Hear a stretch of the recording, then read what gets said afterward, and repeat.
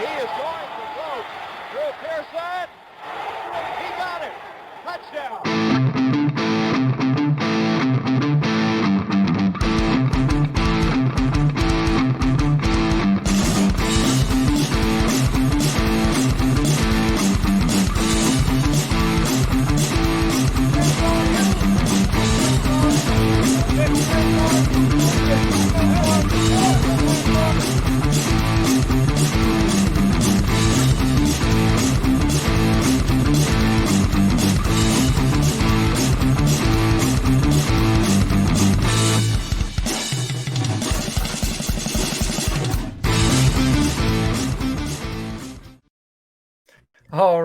All right. Welcome in to Now About Them Cowboys. This is episode number 18, and we are here talking Dallas Cowboys. Training camp has started. Things are buzzing. My Twitter, well, not my Twitter, my X feed is nonstop NFL training camp action, and I am joined by Jess Nevarez of PFN and DallasCowboys.com, who was live at Dallas Cowboys training camp and now is home, ready to report on it. Jess, how are we doing this evening?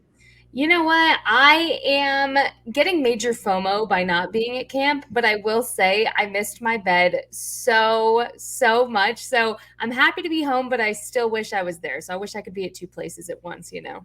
Yeah, I know the feeling. My wife's family, they have like a lake house like 30 minutes away. It's real old, so I love being there during the day, but nighttime it's like I want. So it's it's a give and take. It's a battle. You know what I mean? It's a double-edged sword. But Jess, so I know, so you've been with DallasCowboys.com, I believe, for over a year with Girls Talk, Boys Talk. And now I believe like a week or two ago, you signed on with PFN to cover the Dallas Cowboys. So kind of let the listener know where they can find your content and what you have going on. Yeah, sure. So, yeah, about a year ago now, Girls Talk, Boys Talk was created, and we had our debut episode, I believe, after the preseason had started. So the works were, already rolling for that, and then we debuted at that point. So been doing that for that time. And then, yeah, I just started with Pro Football Network a couple weeks ago officially, but behind the scenes, that happened earlier in June. And so it was a really hard secret to keep. Let me tell you, I'm already like really bad when it comes to big secrets like that. And that was probably the hardest secret to keep in the meantime. So it was such a bittersweet moment for me because I did have to leave Blogging the Boys.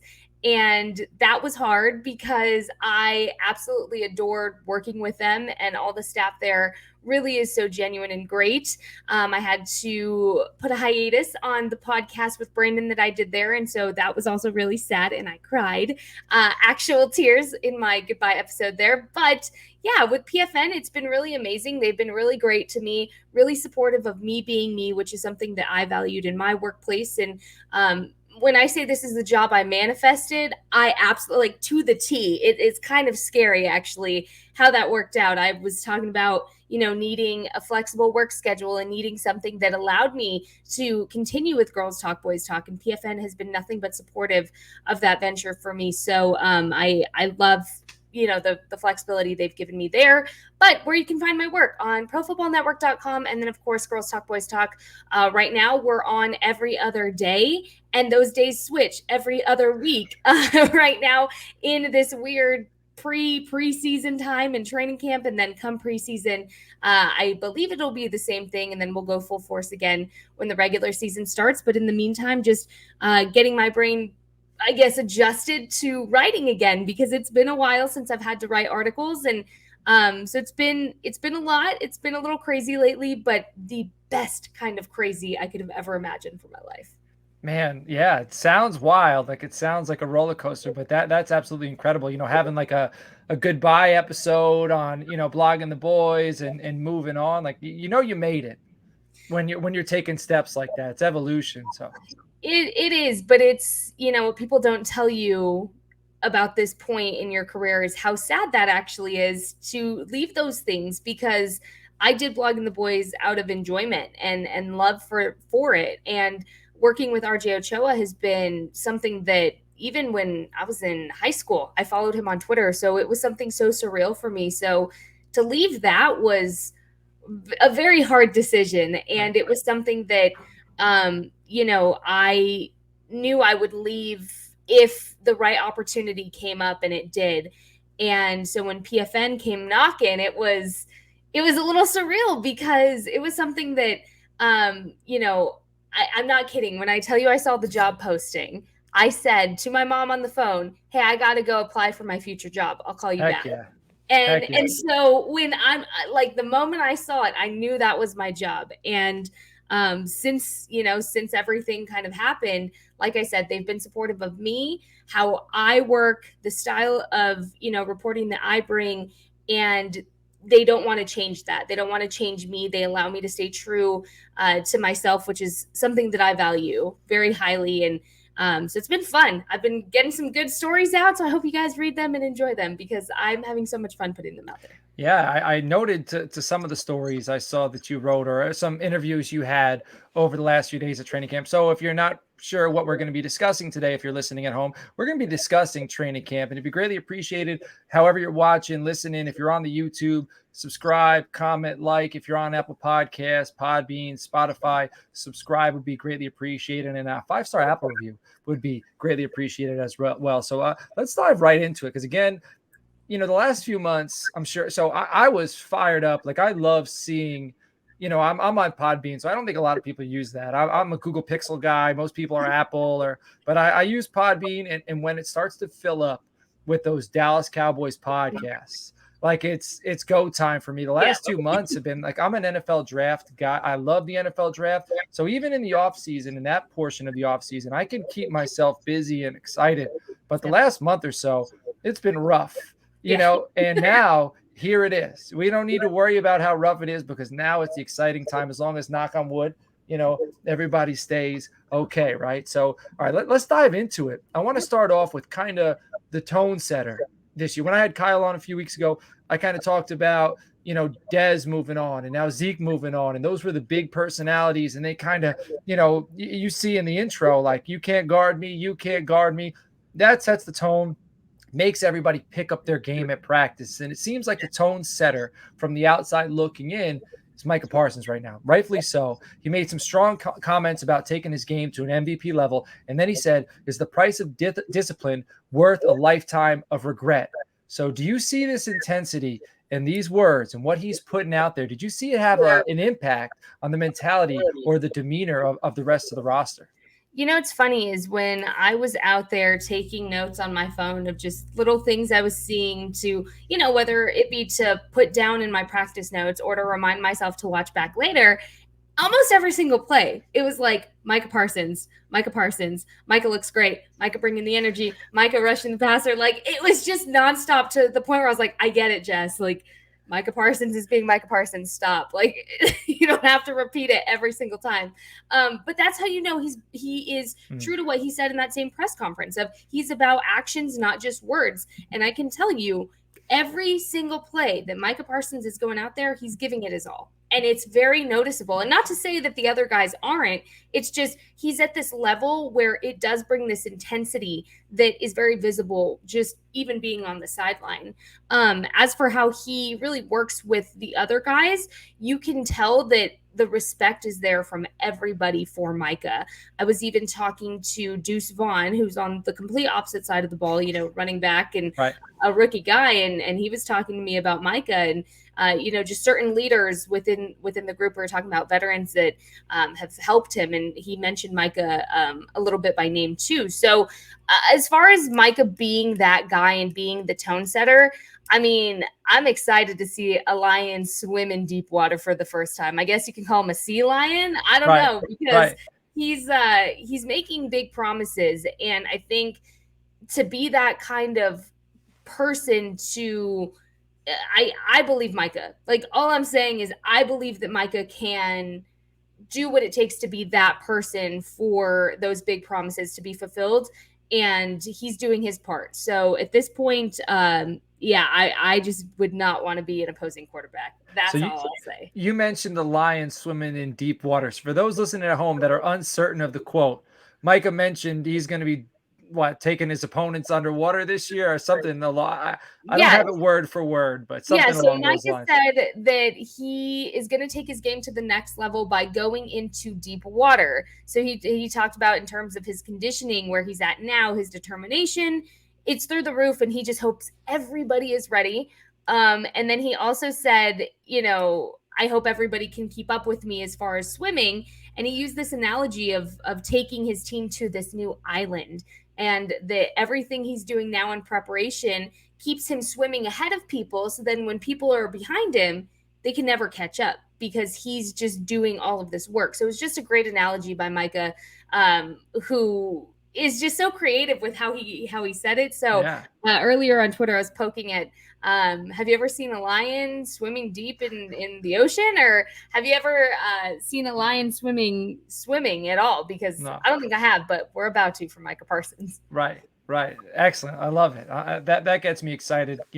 Tone setters, strong defense, those things lead to strong teams, strong-willed teams, and hopefully championship built teams. And it starts around a mentality like that and a true alpha. And that's what Mike is. So, all right, I want to talk about the offensive side of the football. You got a chance to talk to Terrence Steele, right? I saw you wrote something up for PFN. What's his mentality seem like post-injury? And I know he was out there on the field. So tell me about what his mentality seems like, and then how he seemed on the field this past week.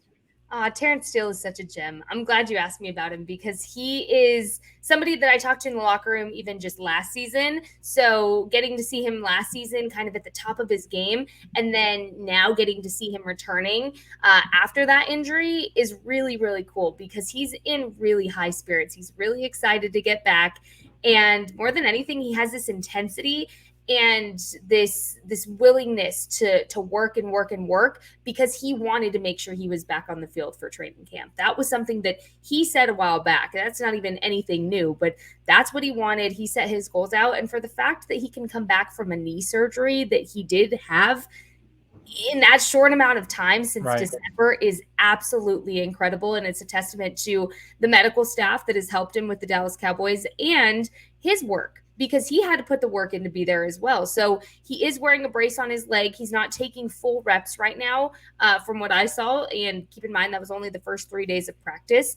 And, give you perspective on that, Tyron Smith also wasn't taking those full reps. So there were guys that weren't taking those full reps. It wasn't just him. And they weren't in pads either. So it's not like you were seeing a full force team with the practice reps that I saw. So he's in really high spirits. He's really excited. And more than anything, when I was talking to him, he had just this confidence to say, I was going off of my best season and I want to pick right back up where I left off. And again,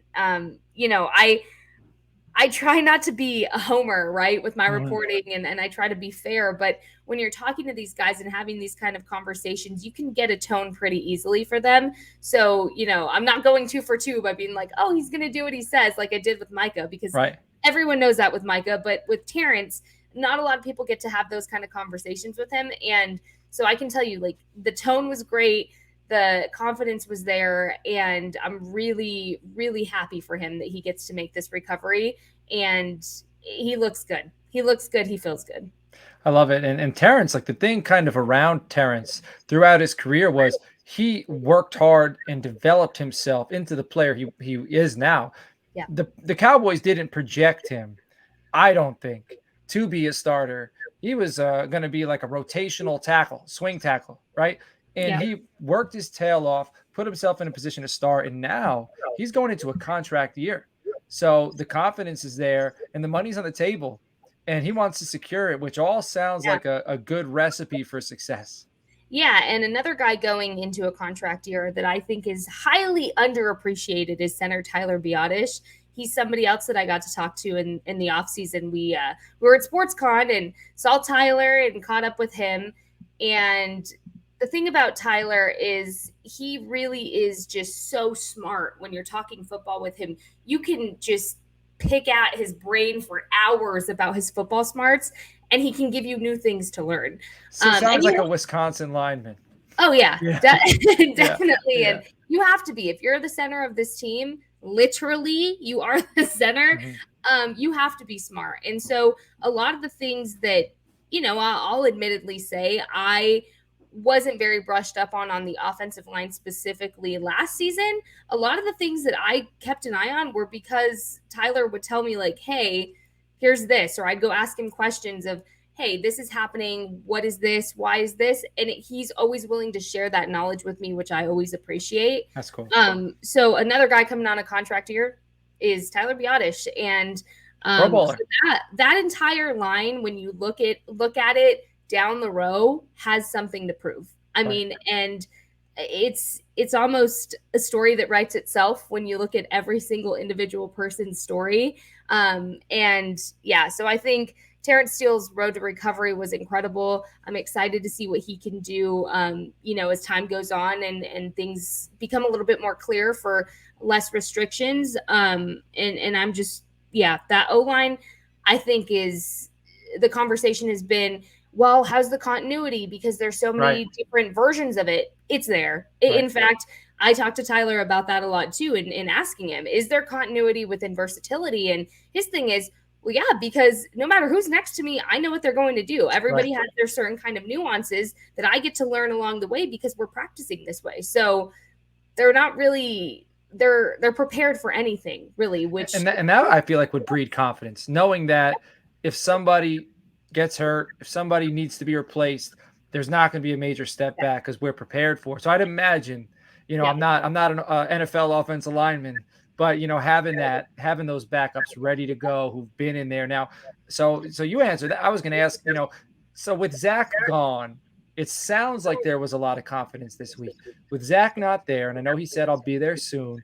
Did you notice, was there any fear or doubt, or was it business as usual? It's business as usual because, this is their job at the end of the day, right? Think of it in terms of your work. If you go to work and your coworker's not getting paid, enough and they're holding out, you're going to sit there and be like, I support you because I agree with you, but I still also have to do my job. And so that's kind of the mentality there with the guys is they support Zach and they're not shy to say that they support his decision to be holding out and, to pay him, they support that, but also they know that they have to prepare themselves too, because when Zach gets back, they also have to be ready to play at that level again because it's Zach Martin, right? So they can't just, step back and say, oh, Zach's not here, what are we going to do? No, they have to step up, and especially guys specifically like Josh Ball, who's been playing in that right guard position, has to be ready to step up. And he has something to prove too, because there's certain guys on this team where you mention a name and Cowboys fans just kind of don't like that. And I'm saying that very lightly, right? So Josh Ball's somebody that has something to prove, and now is his chance to prove it. So I do see him taking those reps, and I do see him working with guys on the side and asking questions. So, again, these kind of outdated storylines of Josh Ball not being great and him not being the answer. Well, right now he is, because that's what you have to work with. Chuma Edoga was also getting some right guard reps from what I saw. He looked really good. So again, it's, I guess my best advice for anybody watching all of the training camp content is just understand that the preconceived notions you might have about a player doesn't necessarily mean it stands strong in time and as time goes on to now in training camp, because these guys have had a whole off season under their belt. They've been training together. They've been working together, and the continuity is there, especially with the O-line. I love it. So they have had a whole off season, and there's some guys that I expect to develop from that off season. And what did Tyler Smith look like physically from year one to year two? Does it did you notice a progression? Because I know there's usually a jump from year one to year two. You know what I noticed about Tyler Smith is, first of all, he looks leaner. He looks stronger. And you can see that just physically. But what I really noticed is when he was doing his interview, he sounds more confident. He sounds like a guy that knows what he's doing. And that's exactly what he said, right? Is this year, it's not really about me learning how training camp goes. It's, I know the expectations. I really just have to focus on football. And a lot of the guys that are in that year two position will tell you the same thing. But with Tyler specifically, talking to him last season was really cool because the rookies from last season, and I kind of connected in a way that this is all of our rookie season. Right. So let's get through this together, So Tyler and I talked a lot, and he off the field, he's just the most polite, gentle guy. I mean, yes, ma'am, no, ma'am, yes, sir, no, sir, thank you, shakes your hand. Like, he is the most respectful, polite guy. And he's a little soft-spoken even. And that was the Tyler Smith that I was used to talking to last season. Going to training camp, he's standing up taller. He's speaking louder. He is sure of what he's saying, and you can see it. So I think it's this newfound confidence that he has going into this year that is what stood out to me the most about him. I love it, because what you're saying throughout, there's a trend, confidence. Confidence, yeah. I think, like, I need to put it in the title of this episode, because that's a trend, and I'm all for it. And as long as it's a calm, controlled confidence. Yeah. There's a difference between arrogance and confidence, and you're not leaning. It doesn't sound like you're saying that. You're saying belief. And belief is strong, because you got to believe it before, like you did, before you moved on to, PFN, you knew it was going to happen. These guys, they expect to succeed. So hopefully they have a similar transition. Now, there's another player, Jalen Tolbert, who I've heard nothing but good things about all week. And I want to know from you, you got to see it in person. What was the deal with Jalen Tolbert this week? How does he look? So Jalen, oh man, I was so excited to do a story on Jalen this camp, because again, you're talking about a guy that I saw all last season in the locker room. And, when no one was really giving him much attention or second look, because he wasn't having a productive season. He wasn't doing anything really. And nobody knew why at that point. I would still go up to him and say hi and talk to him. And so it was really cool that we already had that pre-established thing built. And then when the season ended and everything kind of started coming back for minicamp and OTAs, it was, oh, how's Jalen Tolbert going to look? That was the first real storyline, right? Everyone was curious what the difference was going to be. And he was very vocal in the offseason about talking about his struggles with being overwhelmed by the playbook and actually adjusting to life as an NFL wide receiver, because it's very different. And on top of that, you had an offensive scheme that was not just a little confusing for him, but for the entire offense. And that's a whole other yellow brick road to go down. But there were so many factors that worked into why Jalen Tolbert had the year that he did, right? So for me to see this guy that clearly just wanted to be doing more, and you could see it, to the guy now that is like the talk of training camp and really projected to be this breakout guy in his year 2 jump.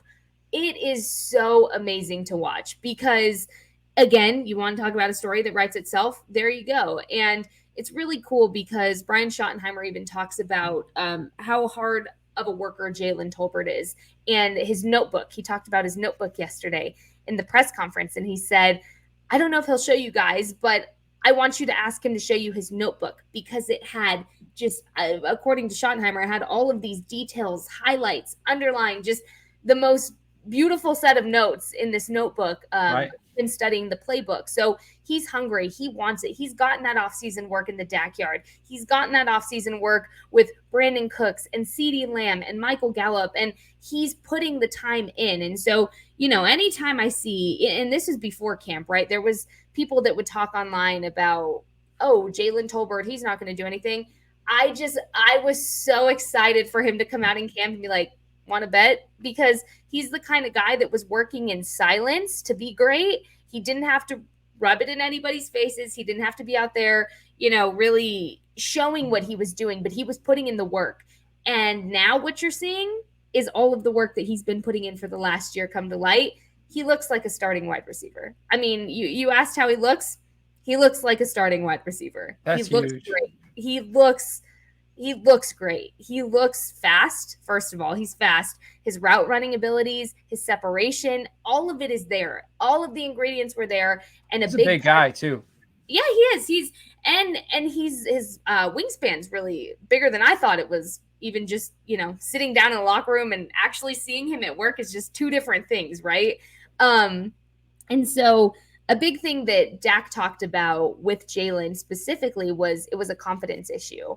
and a mental game, because this game, you can know the playbook all you want or you can't. And it's a mental game. If mentally you're not confident in your game and you kind of forget your reason why you were selected for this, this calling in life or this team, it gets a little tricky. So Dak talked about this week, his role in helping Jalen find that confidence. And that's what you're saying. You're saying, again, you're talking about confidence, a confident guy that wants to go in there, that's hungry. And look, knock on wood, he looks like a starting wide receiver.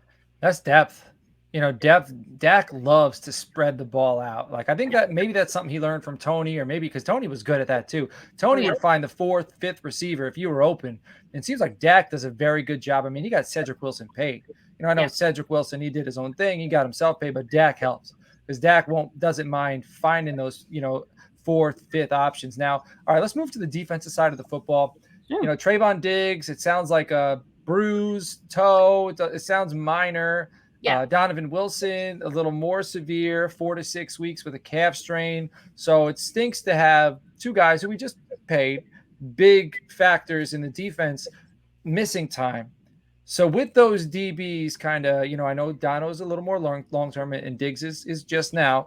Who seems to have stood out in their absence over the last few days? I would say the 2 guys that come to my mind are Marquise Bell and Nahshon Wright. I think those are 2 guys to keep an eye out for. That, again, you're talking about a sink or swim mentality, really, from Micah Parsons. Right. Now's your time, because how many times, hopefully not a lot, hopefully none after this, are you going to get the chance to prove something without Trayvon Diggs on the field, without Donovan Wilson on the field? You're not. That doesn't happen. And so, about the injuries, the sky's not falling. I saw people panicking. The sky's not falling. There's 44 days when we're recording this until the season opener. So this airs tomorrow. So I only say, oh no, because it seems too long. I know it'll go by fast, but it gives these guys time to heal and recover. Right. The younger guys, what's really cool about this team and a trend that I've been really hearing from all the guys and the coaches alike is this beautiful merge between veteran and younger players, and how much that is benefiting everybody, because it not only rejuvenates these older players, but it also benefits the younger players to be able to pick things up quicker and learn. So again, Marquise Bell, I think, was somebody that I noticed early on too, right after Donovan was out. He stepped in right away. And then Nahshon Wright, I've seen on multiple occasions, Trayvon Diggs, kind of pulling him aside, giving him some tips. But what's funny too is, Trayvon also still gets coached by Stephon Gilmore. I mean, they're all just so willing to coach each other, and they're not above that. And so I think, the younger guys in general, Izzy's another guy that, I'm kind of bummed that he's dealing with something himself right now, because he was having a really good couple of days of camp. Again, I don't think it's anything to worry about. Izzy's somebody that's on the come up that I'm excited to see this year too. Awesome. All right, I'm going to ask you one more question. All right. It's about the rookies. It's about the young guys. So I love the rookies. I know we got Overshown, who I got to see in person at the Senior Bowl. Obviously Mazi. So who are some rookies or one rookie that stood out to you this past week? Oh, man. Okay. Rookies that have stood out to me. Let's start with the one and only Deuce Vaughn. Let's start there and we'll work our way up. Fair. Deuce, I kind of hate the viral videos that are going around right now for the wrong reasons for Deuce, because it really does take away from the work he is putting in. So when I got the opportunity to talk to Deuce, yesterday, I was talking to him about, hey, what's the off season been like for you? What's the adjustments? I did a really good article with him. And funny enough, I talked to Deuce, and then we heard from the coordinators after that. And it was pretty cool, because when I was talking to Deuce, he said a little nugget. And, when you do these interviews, sometimes you get little nuggets that just make your ears go, what did he say? Like, what was that? And make a little mental note to go back later and check into, right? So for me, Deuce is the obvious answer, because his little mental note, or my mental note that I took out of hearing him talk, was that somebody that he really looks up to and admires is Darren Sproles. Okay. Obviously, because they're, in the same range of height. I believe Darren Sproles is maybe like a little taller than him, half an inch, if that. And Deuce said, yeah, that's why I wear this number, 43. Okay. So he said Darren Sproles is somebody that he's reached out to a lot, that he texts if he has questions. So he said that, and I was like, okay, I'm going to look into that later for my story. Deuce went to Kansas State, right? Yep. So did that's where Sproles went. Yeah. Yep. And so Deuce has grown up really idolizing him for a lot of reasons. And so then, it's funny because I had that interview with Deuce first, and then shortly after we go into the meeting with the coordinators and or not the meeting, the press conferences. And guess who? Brian Schottenheimer said, I'm not comparing him, but I'm just saying, if Deuce has some kind of juice like somebody I know, it's Darren Sproles. And I said, haha, that's good. Thank you. Because Schottenheimer had no way of knowing Deuce and I just had that conversation. So Perfect. then in comes Bones Fossil. And guess who he not compared, I shouldn't say compared, but guess who he brought up in the conversation as Deuce again? Darren Sproles. So, again, that's putting a lot of pressure on somebody, right? So I'm not here saying like Deuce is going to be Darren Sproles. Nobody's saying that. It's just when you have a guy that idolizes somebody like that and is picking their brain and gets to really work with and text and ask advice to, that doesn't work against you. And I asked Deuce, I said, what's your mantra for this training camp season? Like, what are you living by day to day? And he said, be a sponge. Just be a sponge and absorb everything I can. And Deuce is fast. He is fast. He's very shifty. He can find the holes. Really excited to see more of him throughout the season. Obviously Mazi, hello. I didn't see much of him online because, they didn't really show much of it. So how do you look? He looks good. I talked to Mazi again in the off season and I said, Mazi, what are you looking forward to the most at training camp? He said, hitting somebody. I said, okay, enough said. Right. So Mazi, really his job is to stuff the trenches. His immediate job, he knew, was to stop that run defense. And let me just say, I don't want to be an opposing lineman going against Mazi Smith. He is plowing through guys. Plowing through. So you have Mazi Smith, Jonathan Hankins working next to each other. It's pretty cool to see. We haven't had nose guards like that, interior D linemen like that in a while.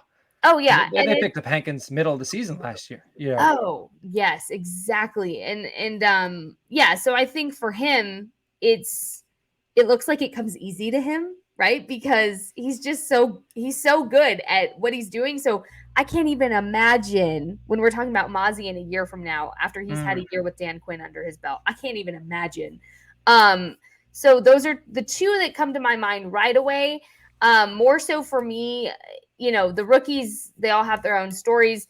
Somebody that I really wanted to talk to when camp started was Schoonmaker, because he's been, he's now out with the injury that is going to keep him out for a little bit, but from what he told me, it's going to get better. He's on the up and up.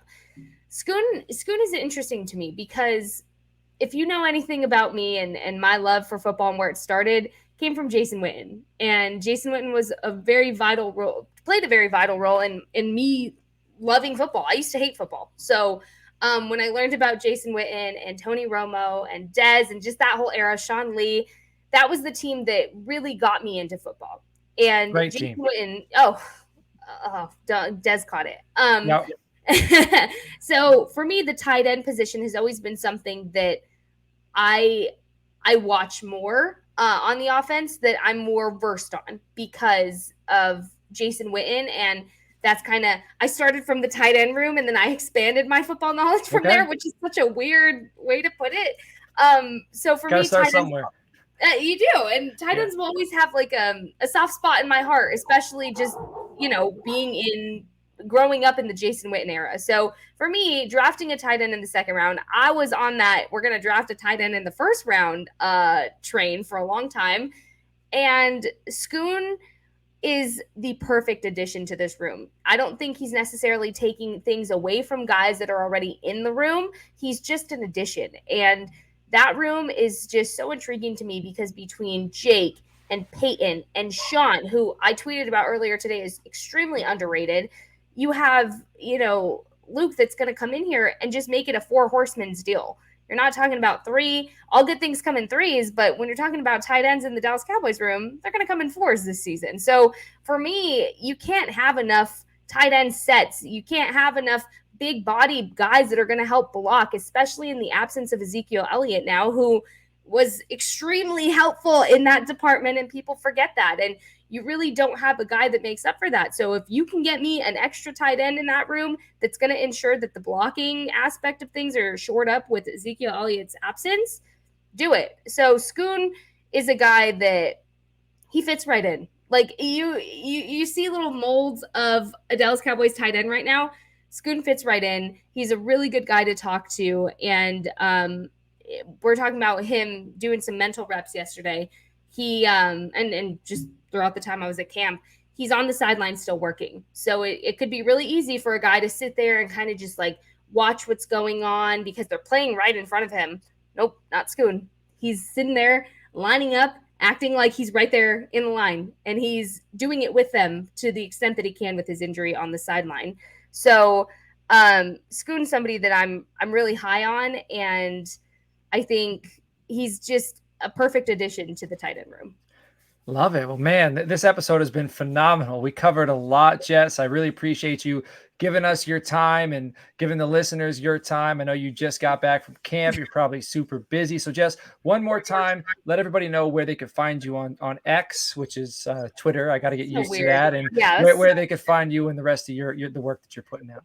Oh, yeah, for sure. You can find me on X or Twitter. I will forever call it Twitter. I don't think I could ever call it X. Right. The only X I'm calling is when Des throws it up. But on X/Twitter, whatever you want to call it, you can find me at Jess Nevarez _. Same thing on Instagram. I'm not really as active on there. All my good stuff's coming out on Twitter. ProFootballNetwork.com. You can follow all my articles there. You can tune into Girls Talk, Boys Talk. We are the first show in the mornings. Like I said, every other day. It's a little weird. So this coming week will start, I want to say on Monday, but don't quote me on that. Just keep an eye out. Keep an eye out. 10 o'clock Central Time, Girls Talk, Boys Talk. Just keep an eye out for it every day because it's really fun. And I take so much pride in that show and getting to do it with Aisha and Haley and Christy when she joins us. So yeah, please make sure to tune in. Thank you. Thank you for having me on today. It's one of those things where work doesn't feel like work. So I love doing this kind of stuff. Love it. Thank you so much. And everybody listening at home, we appreciate you. Make sure you subscribe, comment, like, all that good stuff. And we'll catch you all next week. Take care.